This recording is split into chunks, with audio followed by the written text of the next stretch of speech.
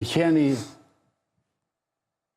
i Sharit, Dalmatius i Lirë, edhe i dhijet një rreth këtu në qafë, me cap maja spica, sepse qeni i Sharit, ose Dardani i Lirë i Sharit, apo Delmati, që ruan delet, që ruan zotin, nuk sulmon kur i parit.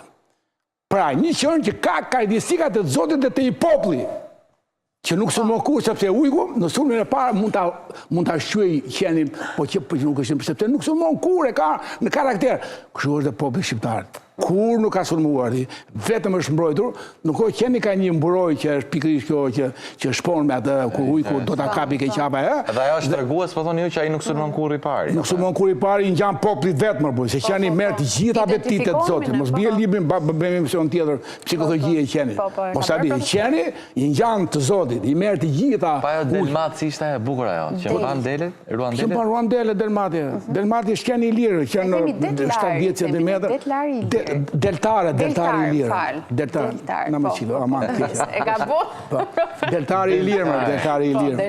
Pra, si popli vetë, mërë. Deltare i lirë, që morën serbët, slovenët, bënsherë me një tjeri. Po si vërtet fjalla? Deltare. Deltare, aji që ruan dele, më. Aji që ruan dele. Deltare është tipik që di sjell dele, bile njerë, të regon një rast.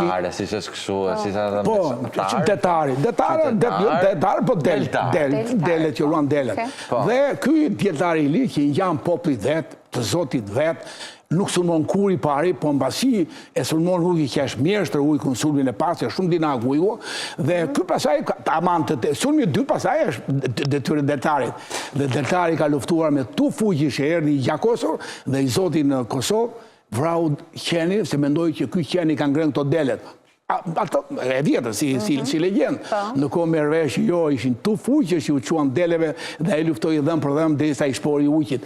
Pra, shikoni sa... Unë mendoj që ne vazhdojmë të jemi